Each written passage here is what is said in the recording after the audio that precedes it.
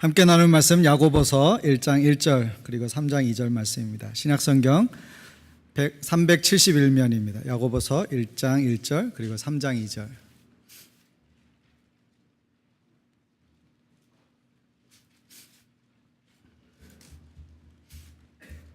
다 찾으셨나요? 야고보서 1장 1절 그리고 3장 2절 두 절 말씀 봉독합니다. 같이 읽습니다. 시작.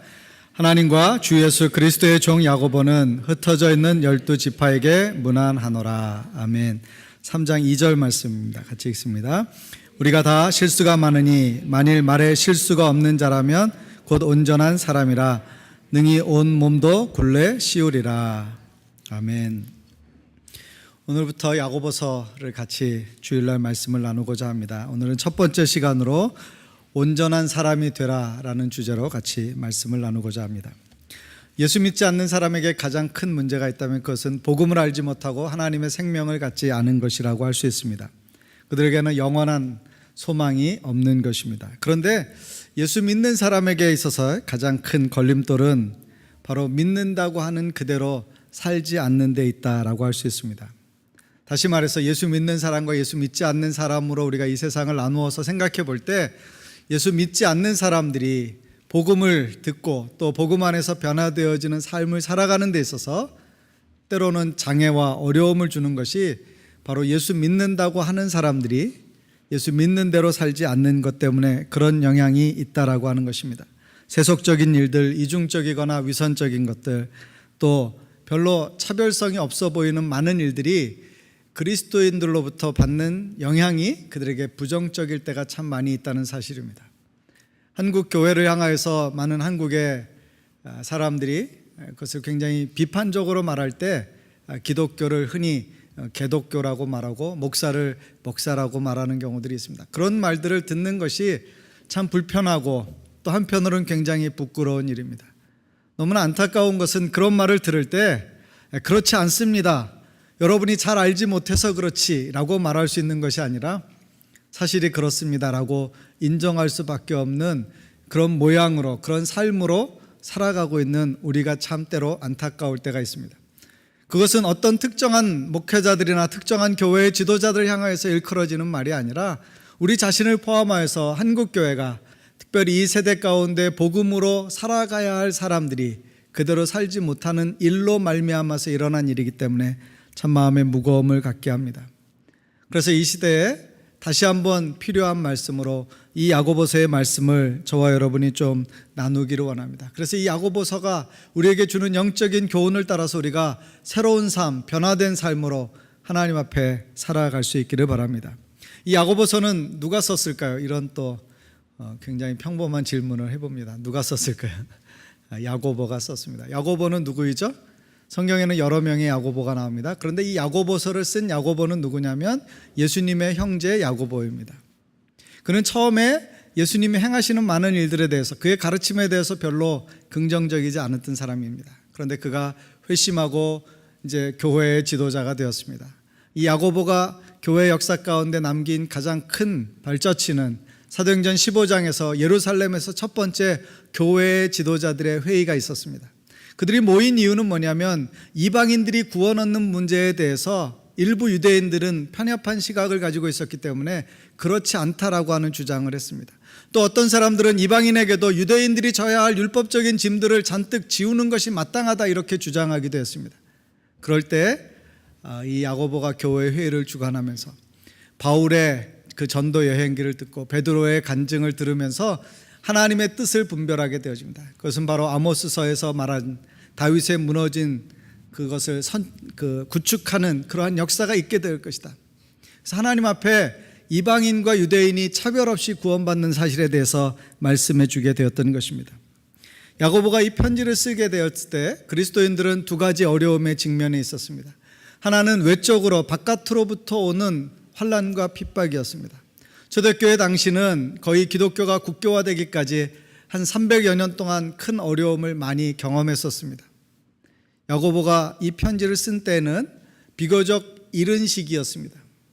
예수님이 십자가에 달려 죽으시고 부활하시고 승천하신 이후에 거의 한 세대도 되기 전의 시간입니다. 그럼에도 불구하고 많은 직접적인 박해의 어려움들이 있었던 때에 그 흩어져 있는 유대인들을 향하여서 그들이 온전한 믿음으로 하나님을 따르는 것에 얼마나 중요한가를 가르쳐 주고자 이 편지를 쓰게 되었던 것입니다.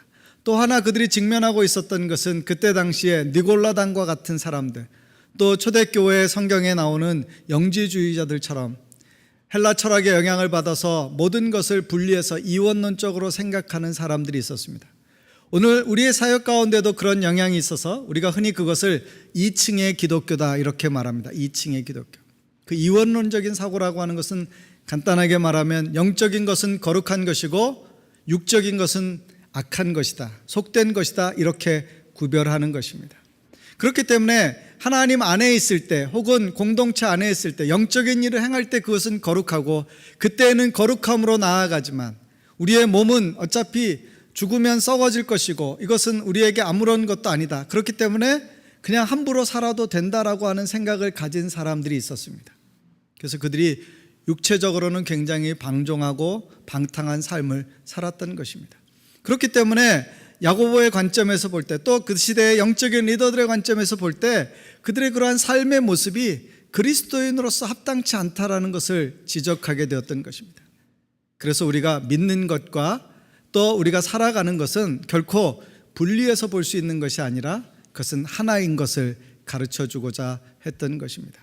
그래서 야고보서에서는 굉장히 여러 번 나오는 것이 우리의 행함이 우리의 믿음을 입증하게 되어진다라고 하는 논리입니다.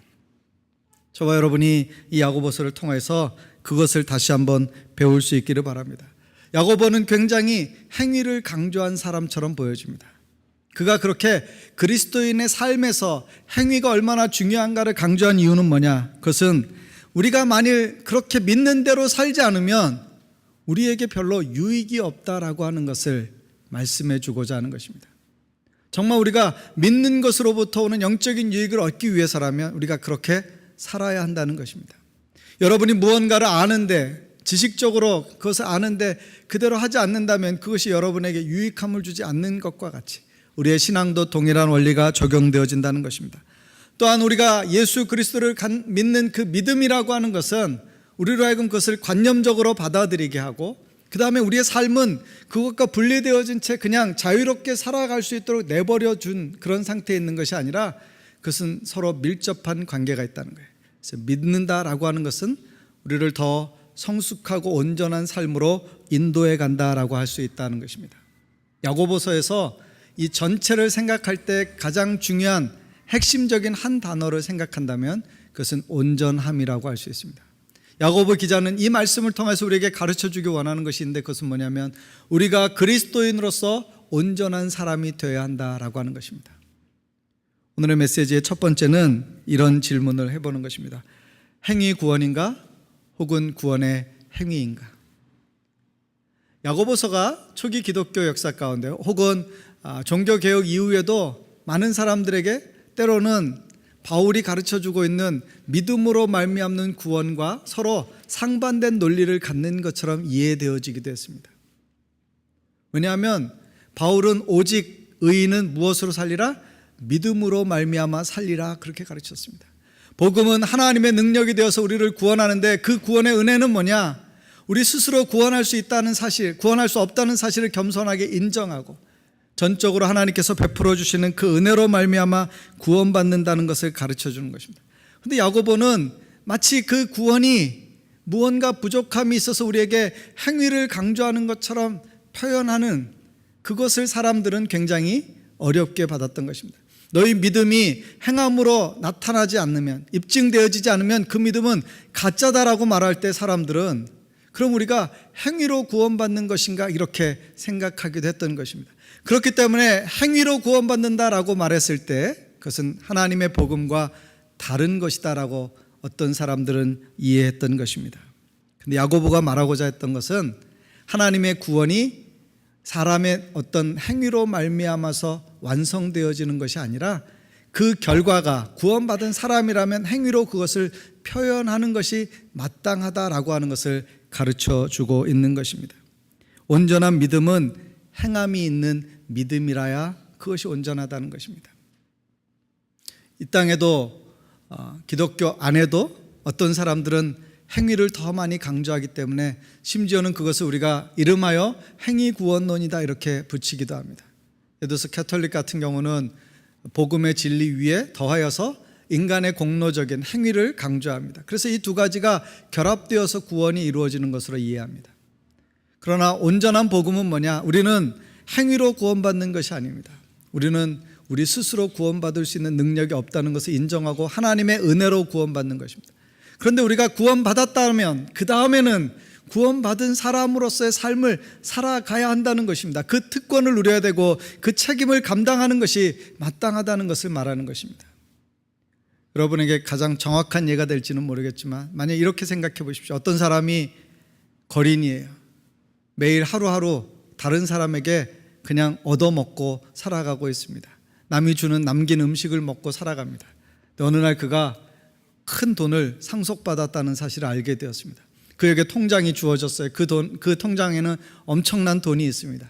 근데 그가 그 돈을 사용하지 않고 구두쇠라서가 아니라 그것을 잘 알지 못하는 사람처럼 여전히 거린으로 살아간다면 우리는 그 사람을 향해서 뭐라고 조언해 주겠습니까? 당신이 가지고 있는 그 많은 돈을 뭐에 쓰려고 합니까? 그 돈을 찾아서라도 당신이 원하는 것을 좀 품위 있게 다른 사람 보기에도 아름답게 그렇게 살면 되지 않겠습니까? 라고 권면해 줄 거예요. 마치 우리가 구원받은 것은 우리가 하나님 안에서 영적으로 잃어버려진 상태에서 아무것도 갖지 못한 비극적인 삶의 자리에 있었던 것을 말해줍니다. 근데 우리가 구원받은 것은 하나님이 은혜로 우리를 구원하여 주셨을 뿐만 아니라 하나님의 자녀 삼아 주시는 놀라운 특권을 누리게 하는 거예요. 그래서 우리가 그 하나님의 자녀됨을 가지고 살아가는 것입니다. 그 자녀됨이라고 하는 것은 어떤 이해로서 되어지는 것이 아니라 그것을 우리의 삶으로 경험할 수 있도록 하나님이 기회의 문을 열어주셨다는 거예요. 근데 우리가 전혀 그렇지 않은 사람처럼 이전의 삶의 자리에서 여전히 세상적인 것을 쫓고 죄악된 것을 추구하며 이 세상의 헛된 것을 따라 우리의 인생을 낭비하고 있다면 혹은 다른 사람들에게 많은 해가 되는 것이나 악한 것을 행하고 있다면 우리가 뭐라고 말해주겠습니까? 우리는 그 사람들에게 다시 바로잡아야 한다는 것을 말씀할 것입니다. 우리의 구원이 부족하여서 행위가 필요한 것은 아닙니다. 그러나 우리의 구원은 입증하기 위해서라면 그 구원이 분명하다는 사실을 우리가 확증하는 것은 뭐냐면 우리의 삶으로 살아낼 때 우리가 그렇게 살고자 할 때 그 구원이 우리 안에서 역사하고 우리에게 더 분명한 확신을 갖게 한다는 것입니다. 그러므로 우리는 구원의 행위가 요구되어지는 사람들이라고 하는 것입니다.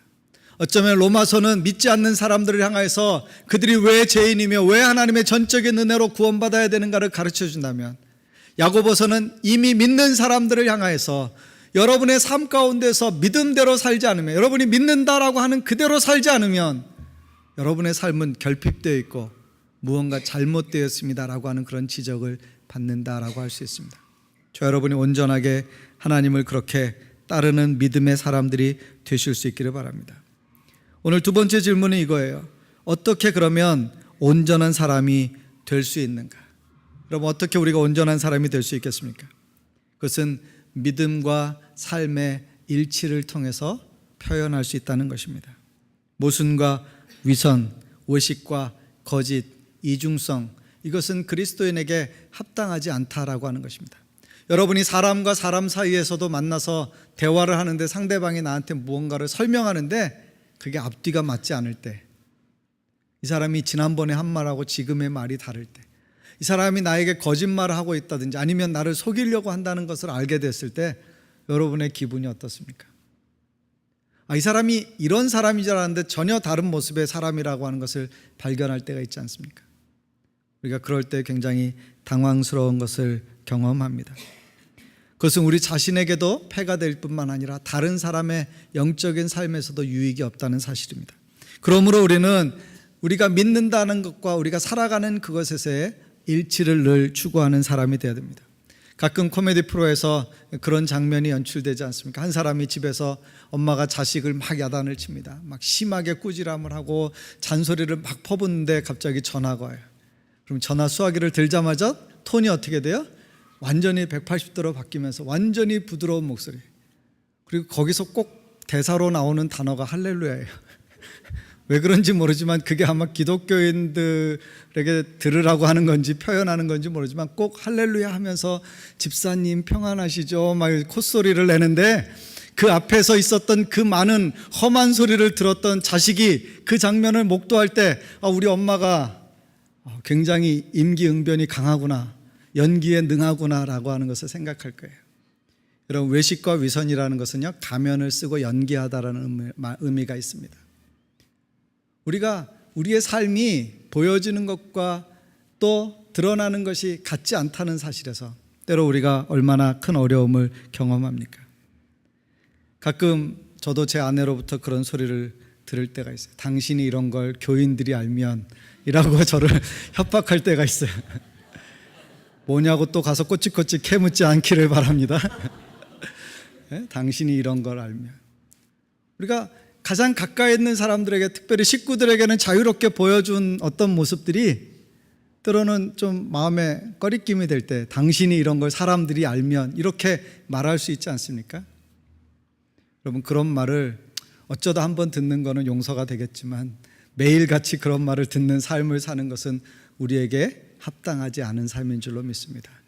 우리의 삶이 내가 집에 있을 때든지 교회에 있을 때든지 학교에 있을 때든지 어디에 있을 때든 직장에 있을 때든지 어디에서든지 동일한 입장이어야 할 줄로 믿습니다. 동일한 모습으로 보여질 수 있어야 할 줄로 믿습니다. 또 그 가운데서 우리를 만나는 모든 사람들에게 유익을 주고 덕을 세우는 표현이 되어야 할 줄로 믿습니다.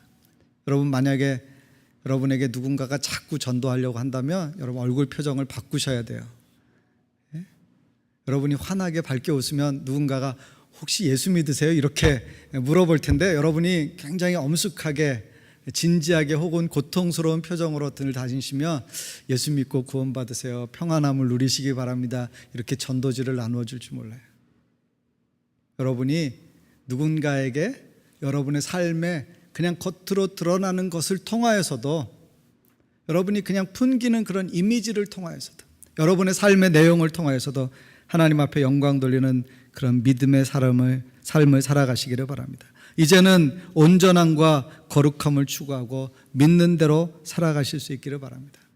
이 야고보서에서 말하는 온전함이라고 하는 것은 또 다른 의미에서 보면 그것은 시작한 것을 끝까지 붙잡는다, 그런 의미가 있습니다. 온전함이라는 것은요, 인내로서 감당하여서 그 결과를 성취한다라고 하는 것입니다. 우리는 가끔 올림픽에서 메달 딴 선수들을 봅니다. 우리가 평소에는 전혀 관심이 없던 종목이고 그 선수의 이름도 들어보지도 못했어요. 그런데 올림픽에서 그 선수가 메달을 따고 시상대에 올라가고 또 금메달을 따서 태극기가 걸리고 애국가가 울려 퍼지면 우리가 그 사람을 전혀 알지 못하는데도 어떻게 해요? 마음에 막 감동이 돼요. 눈물이 핑 돕니다. 근데 그 선수가 그 장면, 그 짧은 순간 그 시상대에 올라가기 위해서 가졌던 지난 5년, 10년, 15년, 20년의 인고의 세월에 대해서는 우리가 잘 알지 못해요. 그가 거기에 이르기까지 얼마나 많은 훈련과 훈련을 거듭했는지, 얼마나 많은 시간 인내해야 되는지, 얼마나 많은 좌절과 어려움을 극복해야 되는지, 얼마나 많은 눈물과 땀을 흘렸어야 했는지를 우리는 알지 못한 채 그 영광스러운 장면만을 생각하는 거예요.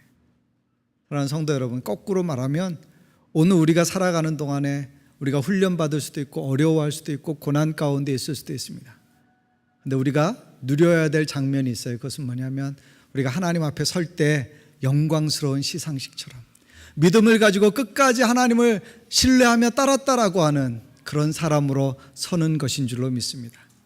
우리가 그날 지나간 모든 세월들의 수고와 눈물이 결코 헛되지 않았으며 그 마지막의 결과를 통해서 하나님이 우리에게 주시는 놀라운 은혜가 있었던 것을 기억하고 고백하게 될 줄로 믿습니다.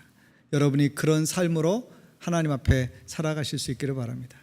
어제 어떤 분이 석창우 화백이라는 분에 대해서 이렇게 짧은 글을 쓴 것을 읽었습니다. 그래서 이분이 왜 이렇게 유명해졌나 생각하면서 제가 석창우 화백을 검색해 보았습니다. 그랬더니 영상들이 몇 개 있는데 그 중에 하나가 이제 그분이 우리나라에서는 최초로 서양의 크로키 기법하고 수묵화 기법을 결합해서 새로운 미술의 장르를 열었다, 이렇게 해서 이제 화가로 불림받는 사람, 지금은 60대가 넘은 분인데 두 팔이 없는 그런 화가예요.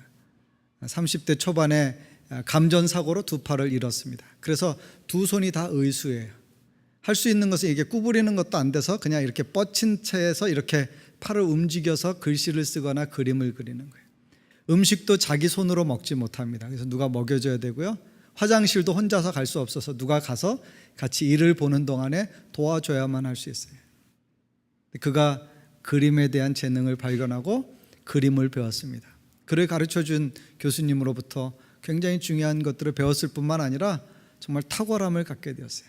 그래서 이분이 이제 방송에도 많이 출연하고 개인 전시회도 많이 하게 됐습니다. 지금은 굉장히 유명한 화가가 되고 안정적인 삶을 살지만, 그러나 지난 30여 년 동안 그가 팔 없이 그 가정에서 생존하면서 그가 미술이라고 하는 새로운 장르에 한 번도 해보지 않았던, 그 이전에는 전기공학도였던 그가 감당해야 됐던 많은 시련이 있었습니다. 그가 마침내 그것을 이루고, 그것을 통하여서 그가 뭐라고 고백하냐면 합력하여 선을 이루시는 하나님에 대해서 고백할 때 굉장히 큰 감동이 있었습니다. 사랑하는 성도 여러분, 그냥 되어지는 것, 쉽게 되어지는 것이 아니라 어려움과 역경을 이기고 끝까지 인내하는 사람에게 주시는 하나님의 축복이 있는 것을 믿습니다. 여러분이 조금 더 믿음의 길에 서서 두려워하지 말고 하나님을 의지함으로 한 번 더 나아가실 수 있는 그런 믿음의 사람들이 되시기를 바랍니다. 온전하다는 것은 또 다른 의미로 성숙한 신앙을 갖는 거예요. 여기 온전하다라는 것은 완벽하게 되어졌다라는 의미보다는 자라나서 더 성숙해졌다, 그런 의미라고 할 수 있습니다.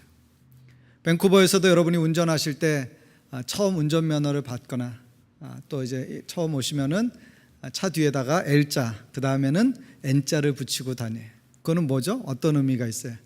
이 사람은 이제 운전이 아직 좀 서툰 사람이다. 그러니까 알아서 조심하든지 잘 양보해 주든지 피해서 가라, 그런 의미일 것입니다. 그리고 그 사람들은 그걸로 어느 정도까지는 다른 사람들에게 혹시 운전 중에 속도를 늦추거나 갑자기 브레이크를 밟는 그런 일이 있어도 익스큐스가 됩니다. 한국에서도 그런 사람들이 있었잖아요. 한국에서도 예전에 초보 운전 이렇게 써붙였을 때 여자분들이 흔히 이렇게 운전하는 동안에 또 이렇게 제대로 못하면 지나가는 남자들이 꼭 하는 말이 있었어요. 뭐였죠? 집에 가서 솥단지나 운전하라고 막 이렇게 소리를 쳤던 거예요. 그래서 그 다음에 나온 구호가 있었어요. 밥 해놓고 나왔어요. 이렇게 차 뒤에다가 그렇게 붙이고 다니는 사람이 있었다는 거예요. 근데 그 시대에 재미있는 그 스티커들이 많이 있었어요. 어떤 분은 뭐라고 써붙였냐면 3시간째 직진 중, 이렇게 써놨어요. 운전할 때 차선 변경하는 게 얼마나 어렵습니까? 어떤 사람은 당신도 처음엔 초보였다, 이렇게 좀 당돌하게 맞대응하는 글을 써놓기도 했고요. 또 어떤 분은 저도 제가 무서워요, 이렇게 써놓은 분도 있었어요. 제가 본 것 중에 제일 놀라웠던 것은 뭐냐면 당황하면 후진합니다, 이렇게 써놓은 거였어요. 여러분, 근데 그 운전하시는 분이 그런 스티커를 붙이고 6개월을 지났어요. 이해해 줄 수 있어요. 1년을 지났어요. 이해해 줄 수 있어요. 또 5년 됐는데도 그렇게 하고 있고 10년 됐는데도 그렇게 하고 있으면 우리가 어떻게 생각할 거예요? 이 사람은 재능이 없든지 아니면 뭔가 문제가 있다라고 생각할 것입니다. 우리가 초보 신앙일 때에는 여러분이 L자, N자를 달고 다니진 않아도 어느 정도 익스큐스가 돼요. 익스큐스가 돼요. 그래서 여러분이 어떤 잘못 이해한다든지 혹은 작은 실수를 해도 그것이 별로 대수롭지 않게 여겨질 수 있는 것입니다. 근데 여러분이 그리스도를 안지, 믿음을 고백한 지, 신앙생활을 한 지 5년이 되고 10년이 되고 15년이 됐는데도 처음 믿었던 때와 같은 동일한 실수가 계속해서 반복되어지고 있다면, 여러분이 아직도 초보 운전자와 같은 신앙의 초보 경영자처럼 그렇게 여러분의 신앙에서 아직도 자기중심적이고 아직도 하나님의 뜻을 온전히 따르지 못하고 아직도 세상적인 것에 더 마음이 가고 아직도 이중적이거나 위선적인 내용들을 더 많이 갖고 있을 때 성경은 그것이 성숙하지 않은 표라는 것을 말씀해 주고 있는 것입니다. 여러분이 그렇게 그 시기를 지나갔다면 이제는 거기에 걸맞는 성숙한 신앙으로 자라나실 수 있기를 바랍니다. 여러분이 온전한 마음으로 자라나는 것이 너무나 중요하다는 것입니다. 창세기 6장 9절 말씀 같이 한번 읽어보겠습니다. 창세기 6장 9절입니다. 시작.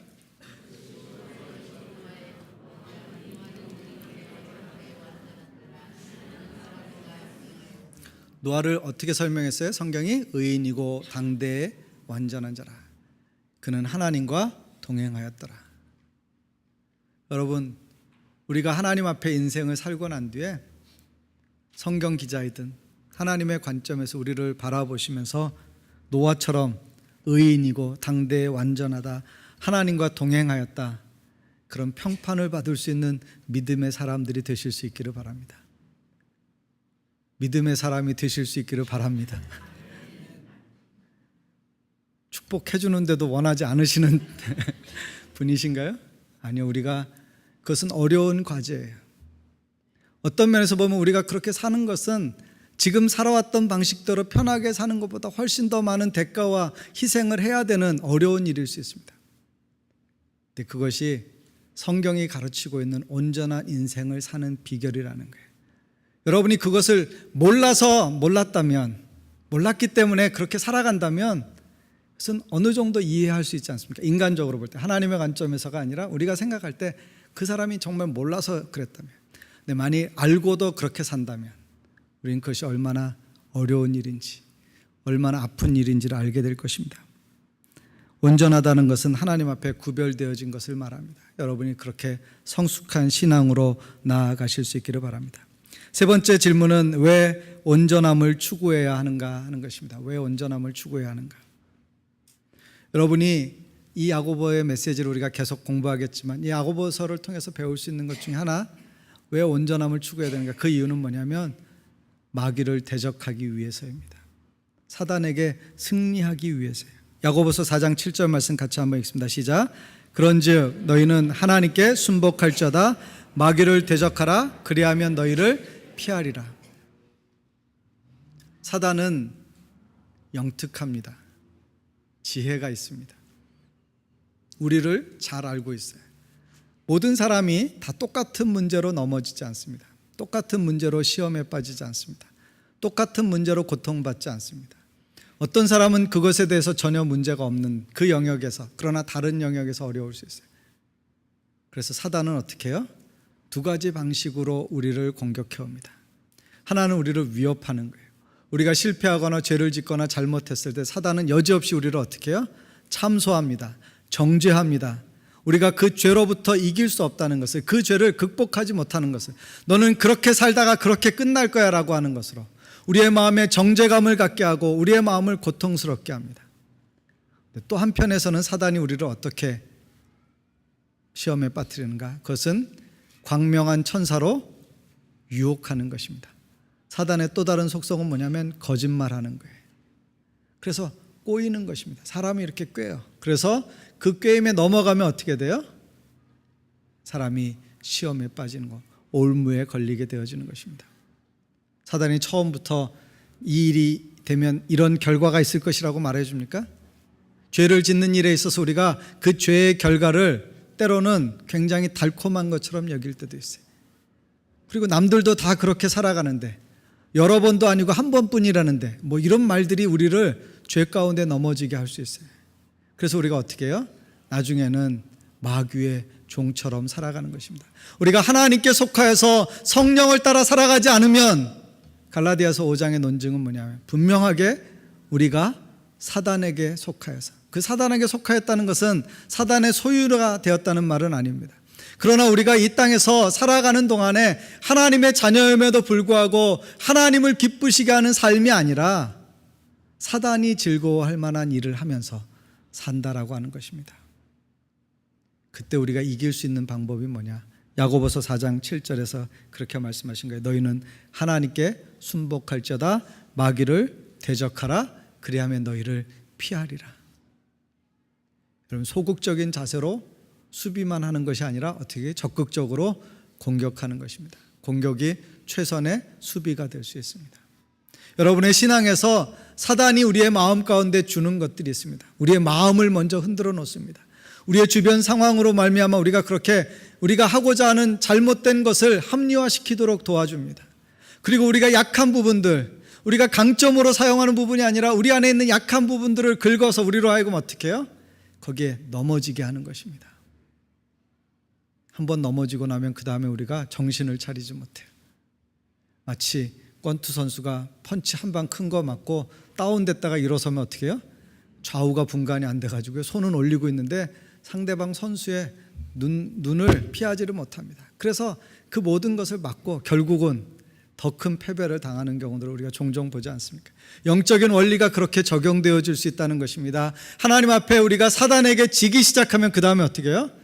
그 다음에 지고 계속 지게 되어지는 것입니다.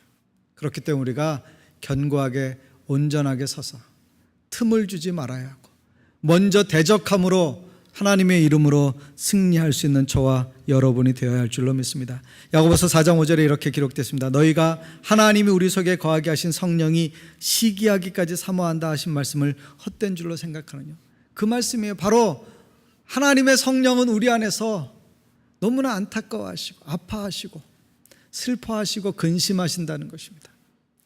여러분의 삶이 하나님의 자녀인데 하나님의 자녀답지 않으면 우리 안에 계신 성령님이 어떻게 하세요?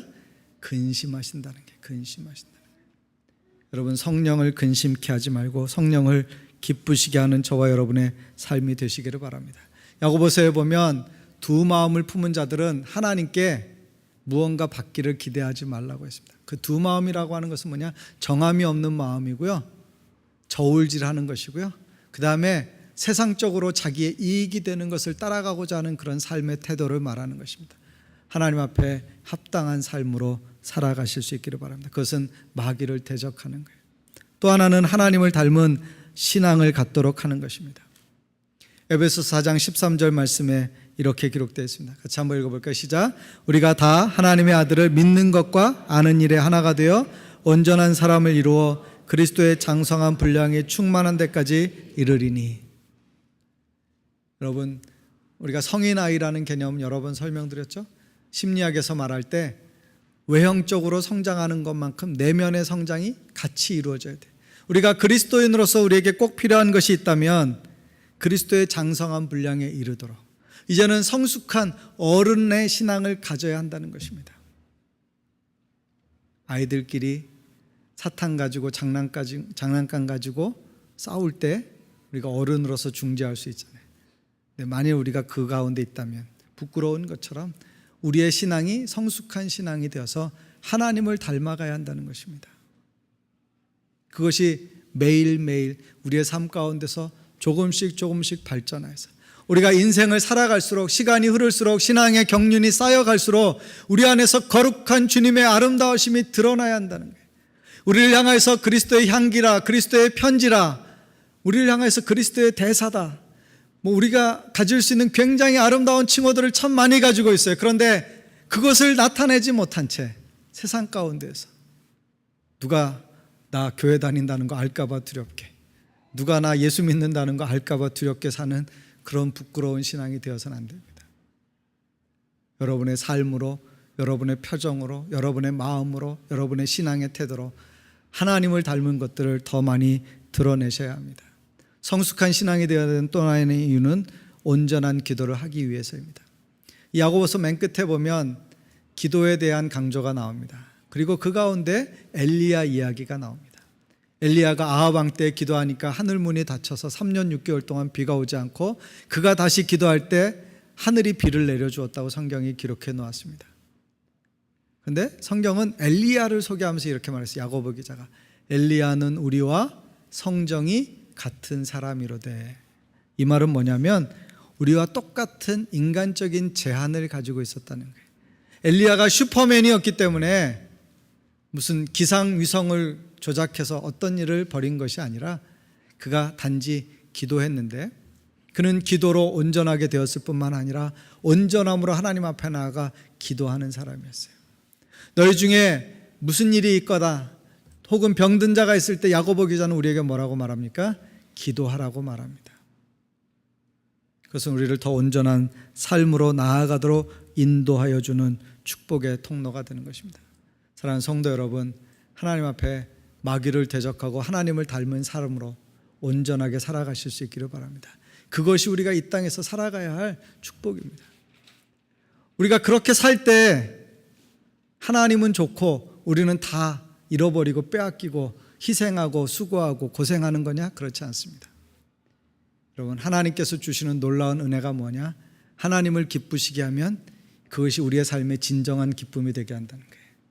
근데 내가 세상적인 유익을 위하여 내 자신이 살아가면 나에게도 그것이 결코 유익하지 않고 그것이 하나님께도 영광이 되지 못하는 일들을 이루어낸다는 것입니다. 두 가지가 다 좋을 수 있는, 혹은 나아가서 세 가지, 다른 사람에게도 영적인 유익과 축복이 될 수 있는 것은 뭐냐? 내가 하나님의 원하시는 온전함을 추구할 때입니다. 그것이 하나님을 기쁘시게 하고 내 삶을 온전케 하며 또 다른 사람들에게 비춰주는 내 삶을 통해서 거룩한 영향력, 축복의 통로로 쓰임받게 되는 줄로 믿습니다. 그렇게 살아가시는 저와 여러분이 되시기를 주님의 이름으로 축원합니다. 같이 기도하겠습니다.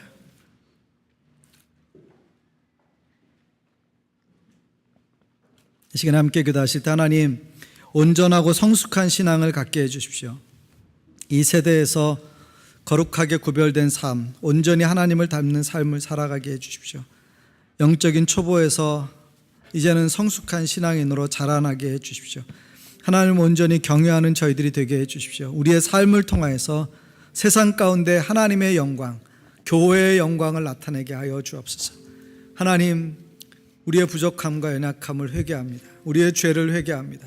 우리의 더러운 것들을 주님 앞에 내려놓습니다.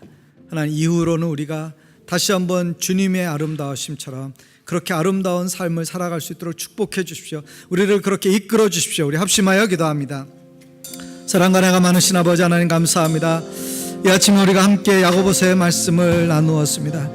주님, 우리에게 온전한 삶을 살아가도록 온전한 사람이 되라고 부르시는 그 음성을 우리가 듣습니다. 아버지 하나님, 그 앞에 합당하게 살아가게 힘쓰는 저희들이 되게 하여 주시옵소서. 아버지, 이 세대 가운데에서 하나님의 영광을 가리우는 모든 죄악과 어두운 일들과 세상적인 것, 욕심들과 아버지 하나님, 하나님 앞에 합당하지 않은 것들, 주여 우리 자신에게서, 우리 교회 공동체에서, 그리고 아버지 하나님 한국교회 가운데서, 그리고 이 땅의 교회 가운데서 다 제하여지기를 원합니다. 아버지 하나님, 우리가 거룩한 회개를 주 앞에 드리게 하여 주시고 아버지 하나님 온전함으로 회복되어질 수 있도록 역사하여 주시옵소서. 우리가 믿는 것과 아는 것에 하나 되게 하여 주시옵시고 하나님 그렇게 살아가게 하여 주셔서 하나님의 영광을 나타내는 저희들의 삶이 되게 하여 주시기를 원합니다. 아버지, 이 세대 가운데 아버지 믿음을 발견하기 어려운 세대입니다. 주님, 우리가 어떻게 살아야 할지 우리를 일깨워 주시옵시고 우리를 새롭게 하여 주시옵소서. 하나님, 우리에게 말씀하시는 것을 우리가 마음으로 받게 하여 주시옵소서. 순종함으로 받게 하여 주시옵소서. 아멘으로 받게 하여 주시옵시고 그대로 살아가는 우리 모두가 되게 하여 주시기를 원합니다. 하나님, 우리 성도들의 삶을 주장하여 주셔서 저들의 삶의 자리에서, 저들이 가정에서나 직장에서나 학교에서나 어디에서든지 하나님의 자녀다운 아름다운 신앙을 따라서, 신앙의 양심을 따라서, 믿음을 따라서 살아갈 수 있도록 역사하시고 축복해 주시옵소서. 아버지 하나님, 저들을 통해서 하나님 홀로 영광 받아 주시옵소서. 하나님, 그렇게 일하여 주시옵소서. 하나님, 다른 사람에게도 영적인 축복이 되는 그런 삶을 살아가는 우리 모두가 될 수 있도록 하나님 우리를 인도하여 주시옵소서. 사랑과 은혜가 많으신 아버지, 주의 은혜를 감사합니다. 야고보서의 말씀을 통해서 다시 한번 우리의 죄와 허물과 모든 약하고 부족한 것들을 생각나게 하시니 감사합니다. 하나님, 우리가 이 모든 것을 벗어버리게 하여 주시옵시고 온전한 믿음 위에 서게 하여 주시옵시고 단지 입으로만이 아니라 우리의 삶으로 그 믿음을 보이는, 그렇게 살아내는 아버지 하나님, 구원받은 하나님의 자녀다운 삶을 살아가는 우리가 되게 하여 주시옵소서. 이 땅 가운데서 하나님의 이름이 높아지지 못하는 것들을, 사람들에게 조롱과 멸시받는 것들을 아파하는 저희들이 되게 하여 주시옵소서. 그것을 다른 사람의 죄로만 여기지 않게 하여 주시고 하나님, 우리가 우리 자신을 하나님 앞에 돌이켜서 회개하게 하시고 온전케 되어지기를 힘쓰게 하시고 우리 공동체를 위하여 기도하게 하여 주시고 조국 교회를 위하여 기도하게 하여 주셔서 아버지 하나님, 모든 악한 것으로부터, 모든 더러운 것으로부터 구별되어지게 하여 주시옵소서. 하나님의 영광을 나타내게 하여 주시옵소서. 하나님의 이름을 높이게 하여 주시옵소서. 하나님의 기쁨과 감사가 되는 그런 저희의 삶이 되도록 인도하여 주시옵소서. 하나님, 여러 어려움 가운데 있는 고난받고 있는 성도들에게 믿음으로 인내하게 하여 주시옵소서. 영광스럽게 주께서 그 모든 것을 상급으로 갚아주실 때까지, 주께서 그 모든 것을 합력하여 선을 이루어 주실 때까지, 주님께서 그 모든 것 가운데 하나님의 아름다우심과 영광으로 채워주실 그날까지, 아직 우리의 고난의 때가 끝나지 않았을지라도 하나님, 우리가 믿음으로 인내하게 하여 주시옵시고, 아버지 하나님, 감당하게 하여 주시옵소서. 견고하게 서게 하여 주시옵소서. 흔들리지 않게 하여 주시옵소서. 주를 의뢰하게 하여 주시옵소서. 주님 바라보고 주님 붙들고 나아가게 하여 주시옵소서. 승리하게 하여 주시옵소서. 세상 가운데서 하나님의 자녀다운 권세와 특권을 나타나게 하여 주시옵소서. 예수님의 이름으로 축복하며 기도합니다.